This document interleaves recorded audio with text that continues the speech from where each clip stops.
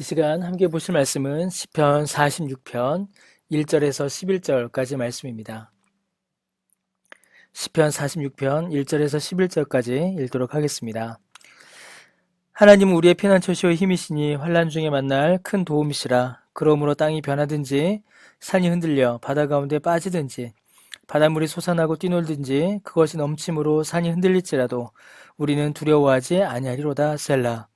한 시내가 있어 나뉘어 흘러 하나님의 성 곧 지존하신 이의 성소를 기쁘게 하도다. 하나님이 그 성 중에 계심에 성이 흔들리지 아니할 것이라. 새벽에 하나님이 도우시리로다. 문 나라가 떠들며 왕국이 흔들렸더니 그가 소리를 내심에 땅이 녹았도다. 만군의 여호와께서 우리와 함께 하시니 야고보의 하나님은 우리의 피난처시로다. 셀라. 와서 여호와의 행적을 볼지어다. 그가 땅을 황무지로 만드셨도다. 그가 땅끝까지 전쟁을 쉬게 하시며 활을 꺾고 창을 끊으며 수레를 불사르시는도다. 이르시기를 너희는 가만히 있어 내가 하나님 됨을 알지어다. 내가 문 나라 중에서 높임을 받으리라. 내가 세계 중에서 높임을 받으리라 하시도다. 만군의 여호와께서 우리와 함께 하시니 야곱의 하나님은 우리의 피난처시로다. 셀라. 사랑하는 우리 강변 가족 여러분, 모두 다 평안하신지요? 이 저녁에도 또 함께 주의 말씀을 나누고 또 기도의 자리에 나오신 모든 우리 강변의 가족들, 모든 성도님들에게 주님의 위로하심과 복주심이 충만하시기를 주님의 이름으로 간절히 축복합니다. 우리가 함께 읽은 이 시편 46편, 특별히 1절에서 3절은 우리가 너무나도 잘 알고 있고 또 많이 암송하는 구절입니다. 영원한 우리의 소망이자 희망, 또 위로와 도움을 선포하는 시편의 아주 귀한 말씀입니다. 우리의 마음이 영원히 기억해야 하며 또한 굳게 믿어야 할 은혜의 약속입니다. 사실 이 말씀 외에 우리에게 무슨 위로와 능력이 더 필요하겠습니까? 천지 만물을 지으시고 주관하신 하나님께서 우리의 피난처가 되시니 무엇이 우리를 해할 수가 있겠습니까? 하나님께서 나의 힘이시니 내가 감당하지 못할 것이 또한 무엇이 있으며 그 하나님께서 나의 도움이시니 내가 절망하여 쓰러져 있을 이유가 또한 무엇이겠습니까? 사랑하는 성도 여러분, 그러므로 우리는 하나님을 간절히 찾아야 합니다. 환난이 닥쳐올 때에 우리는 하나님께 피해야 합니다. 우리의 능력이 부족할 때에 주의 도우심을 간구해야 합니다. 슬픔과 낙심이 우리를 덮쳐올 때에 주님의 위로를 우리는 구해야 합니다. 그것이 험하고 고통스러운 이 땅에서 우리가 살아갈 수 있는 유일하고 가장 확실한 길이기 때문입니다. 여러분, 이 본문에 이 시인이 처한 상황들을 살펴보면 시인의 이런 고백들이 단순한 낙관주의가 아님을 우리는 확인해 볼 수 있습니다. 2절과 3절은 이 시인이 처한 상황에 대한 은유입니다. 땅이 변하고 산이 흔들려 바다에 빠지며 바다가 솟아나고 뛰놀아 넘쳐 산이 흔들리고 바다에 잠긴다. 이렇게 시인은 고백을 합니다. 땅은 사람이 살아가는 터전을 말합니다. 시인은 지금 자신의 삶의 모든 터전이 지금 뒤집어지는 그런 위험에 처해 있습니다. 구약 성경에서 산은 이 땅에서 가장 강력한 세력과 힘을 상징합니다. 또 바다는 극도의 혼란과 두려움을 말합니다. 시인이 처한 상황은 단순하거나 가볍지 않습니다. 삶의 모든 터전, 지금까지 자기가 살아왔던 모든 삶의 터전이 바닥부터 흔들리고 있고 또 자신이 의지하였던 모든 세력들이 무너지고 있으며 감당할 수 없는 두려움과 혼란이 자신의 모든 인생을 덮쳐오고 있습니다. 전 지구적인 재난이 지금 시인을 덮친 것이지요. 시인의 능력으로는 어떻게도 뚫고 지나갈 수 없는, 해결할 수 없는 환란에 지금 처해 있는 것입니다. 여러분, 이는 말 그대로 천재지변일 수도 있습니다. 혹은 6절과 9절에 암시하고 있는 것처럼 전쟁이나 정치적인 혼란일 수도 있습니다. 혹은 감당할 수 없는 큰 질병일 수도 있겠죠. 그것이 무엇이든 그것이 어떤 것이든 시인이 처한 상황은 사람의 힘으로 감당할 수 없는 너무나도 거대하고 강력한 위험입니다. 그러나 이 모든 혼란과 폭풍 가운데서도 시인은 쓰러지지 않고 두려워하지 않으며 다시 힘을 내어 앞으로 나아갑니다. 그 힘의 원동력, 그 힘의 원천이 여러분 무엇이며 그 힘이 어디에서 왔을까요? 바로 하나님의 임재로부터 그 힘과 능력이 왔습니다. 바로 하나님께서 그 시인과 함께 하시기에 시인은 두려움을 이기고 또다시 힘을 낼 수 있었습니다. 시인은 하나님의 성, 곧 거룩하신 하나님, 지존하신 하나님의 성소와 성전을 바라봅니다. 성전은 하나님의 임재를 나타냅니다. 그 성전을 바라보며 시인은 하나님의 임재를 믿음으로 바라보았고 하나님께서 함께 하심을 깨닫고 믿었으며 그 믿음으로 하나님께로 피하여 들어갑니다. 온 땅을 집어삼킬 것 같은 산과 같은 바다의 파도가 밀려 들어오지만 하나님께로 피하여 숨고 하나님의 보호를 받으며 두려움을 이겨낼 수 있었습니다. 여러분, 이 시인이 사용하고 있는 표현들을 잘 살펴보면 아주 흥미로운 모습을 우리가 한 가지 발견할 수 있습니다. 시인은 자신에게 닥쳐오는 환란을 땅, 산, 바다 같은 말들로 비유하여 설명합니다. 땅, 산, 바다, 거대하고 아주 크고 사람의 힘으로 감당할 수 없는 큰 규모로 이제 환란을 비유합니다. 자, 그런데 하나님은 그렇게 설명하지 않습니다. 4절에 보면 한 시내가 있어 나뉘어 흘러 하나님의 성을 기쁘게 한다라고 기록하죠. 거대한 파도가, 정말 산과 같은 파도가 몰아치고 있는데 겨우 시내, 강보다도 작은 시내 하나가, 그것도 큰 줄기가 아닌 나뉘어 흐르는 시내가 하나님의 성을 기쁘게 한다라고 시인은 노래합니다. 바다, 파도와는 너무 다르죠. 여러분, 온 땅이 뒤집어지고 산이 흔들리는데 하나님이 계신 곳은 그저 작은 성 하나입니다. 5절에 보시면 하나님께서 성중에 계신다라고 기록되어 있습니다. 그리고 시인은 성중에서 성전으로, 또 성전에서 성소로 그 시선이 점점 이렇게 옮겨져 갑니다. 시인을 향하여 덮쳐오는 위험에 비하여서 하나님의 손길과 하나님이 거하시는 곳은 얼마나 작아지는지 모릅니다.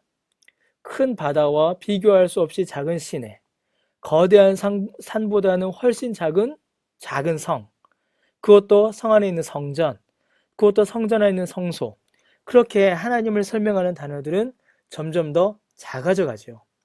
닥쳐오는 위협은 너무나 크고 강력한데 하나님의 손은 너무나 작고 미약해 보입니다. 사랑하는 성도 여러분, 세상이 보기에는, 그리고 우리의 육체의 관점으로 보기에는 하나님의 도움이 아무것도 아닌 것처럼 보일 때가 있습니다.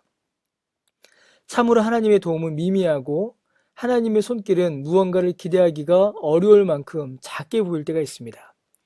눈에 보이는 힘, 눈에 보이는 도구, 즉각적으로 우리에게 어떤 효과를 드러내는 그런 것이 아니라 눈에 보이지도 않으시는 하나님, 그리고 우리가 기대하는 때, 우리가 원하는 때에 일을 이루어주지 않으시는 그 하나님을 대할 때에 우리는 하나님을 의심하고 하나님을 향하여 실망하고 하나님의 도움을 미미하다, 하나님께는 도움을 기대할 수 없다 라고 낙심할 때가 있습니다. 세상이 그렇게 하나님을 조롱하고 우리의 믿음을 조롱합니다. 그래서 우리에게 필요한 것이 여러분, 믿음입니다. 단순한 지식이 아닙니다. 하나님을 신뢰하는 것이며 하나님의 능력을 보고 깨달아 알며 믿음 가운데 기대하는 것이 우리 가운데 너무나 필요합니다. 그래서 여러분, 이 시인은 8절에 하나님께서 행하신 일들을 보라라고 사람들을 초청합니다. 겉보기에는 너무나 약해 보이지만 그 하나님께서 일하실 때 어떤 일들이 일어나며 어떤 구원의 역사가 이루어지며 어떤 은혜가 임하는지 보라고 우리를 그 은혜의 현장으로 초청합니다. 하나님께서 일을 행하실 때 원수들을 어떻게 멸하시고 꺾으시는지를 확인하라고 시인은 우리를 초청합니다. 하나님께서 사람의 손에 의지하지 않으시고 스스로 어떻게 높임을 받으시며 영광 받으시는지를 확인하라고 시인은 우리를 부르는 것입니다. 사랑하는 성도 여러분, 시인의 능력과 소망은 땅도 아니고 산도 아니고 바다도 아니었습니다. 거대한 건물도 아니었고 물 셀 틈 없이 견고히 지어진 성벽도 아니었습니다. 강력한 군사도 아니었고 전쟁에서 원수를 물리쳐 죽이는 활과 창도 아니었으며 강력한 마병이 이끄는 수레와 전차도 아니었습니다. 여러분, 하나님의 능력을 설명할 때에 작은 시내로 설명하고 작은 성으로 설명하고 성전과 성소로 설명하는 것은 하나님의 능력이 진짜로 미미하고 힘이 없어서가 아닙니다.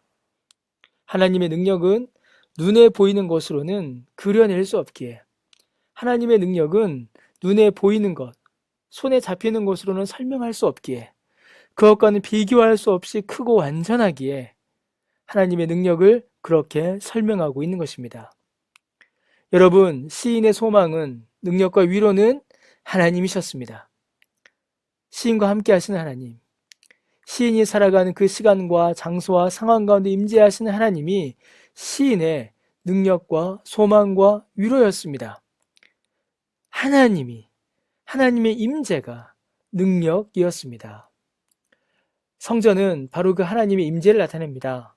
그래서 시인은 눈을 들어 성전을 바라보고 성소를 향하여서 하나님의 영광의 이름을 높여 드리는 것입니다. 그저 건물로서의 성전이 능력이 아니라 임재하시는 하나님이 능력이시기에 시인은 성전을 바라보고 있는 것입니다.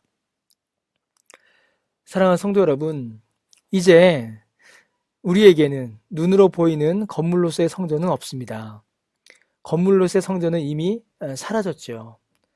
그러나 우리에게는 더욱더 확실하고 분명한 성전이 우리에게 주어졌습니다. 바로 예수님이십니다. 눈으로 보이는 건물로서의 성전은 사라졌지만 믿음으로 바라보는, 믿음으로 소유하는 영원하고 완전한 성전, 바로 예수님이 우리의 마음 가운데 계십니다. 눈으로 보이는 성전은 무너지고 사라졌지만 영원한 성전이신 예수님께서 우리와 함께 하시는 하나님으로 우리 안에 임재하십니다. 그가 우리와 함께 하시니 그로 말미암아 우리가 소망과 위로와 능력을 누릴 수 있게 된 것입니다. 사랑하는 성도 여러분, 우리는 여러 가지로 힘든 때를 지나고 있습니다. 교회가 함께 모여 하나님께 예배드리지 못한 현실이 얼마나 마음이 아픈지 모르겠습니다. 그러나 하나님께서는 교회라는 건물로서의 교회에만 임재하시는 분이 아니십니다. 하나님께서는 하나님을 사랑하며 하나님을 기뻐하고 하나님을 즐거워하고 하나님을 의지하고 하나님께로 피하는 모든 자들에게 임재하십니다. 예수 그리스도를 구주로 믿어 성령의 충만을 누리는 모든 하나님의 자녀들과 함께 하십니다. 그러므로 우리는 이 슬픔과 아쉬움 중에서도 하나님을 의지할 수 있고 하나님을 의지함으로 소망을 얻을 수 있으며 믿음의 능력으로 오늘 또한 함께 살아갈 수 있는 것입니다. 그래서 우리의 예배는 중단된 것이 아니라 장소를 옮긴 것이지요. 예배당에 함께 모여 예배하였으나 이제 우리는 그 예배의 장소를 가정으로 옮긴 것이고 우리의 삶의 터전으로 옮긴 것입니다. 사랑하는 성도 여러분, 삶의 모든 형편 중에서 지금 우리가 살아가고 있는 이 모든 상황 가운데서 함께 하시는 하나님의 은혜를 누리시기를 주님의 이름으로 간절히 축복합니다. 그 은혜 가운데 감사와 찬송을 하나님께 올려드리시는 우리 모두가 되시기를 바랍니다. 그하여 우리에게 놓여져 있는 모든 어려운 상황 가운데서도 주의 능력을 의지하고 경험하시기를 바랍니다.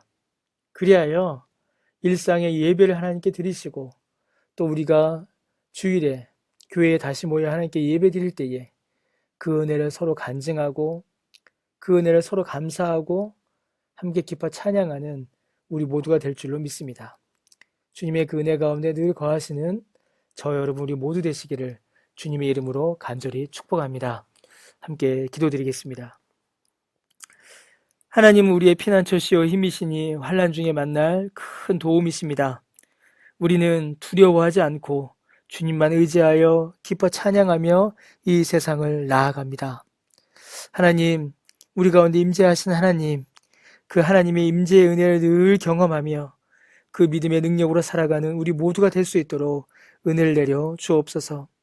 가정에서 각자의 자리에서 주의 말씀을 듣고 말씀을 읽으며 주께 찬양드리며 기도드릴 때에 주님께서 그 심령 가운데 은혜를 더하여 주옵시고 주의 은혜로 말미암아 새 힘을 얻어 믿음 가운데 나아가는 우리 모든 강변의 가족들이 될 수 있도록 은혜 베풀어 주옵소서. 하나님, 그 모든 육체의 건강을 붙들어 주옵시고 그 영혼의 슬픔과 낙심을 위로하여 주시오며 이 시간 가운데 하나님의 은혜를 더욱더 깊이 경험함으로 그 영혼이 더욱더 새로워지고 강건하여지는 은혜를 우리 모두에게 허락하여 주옵소서.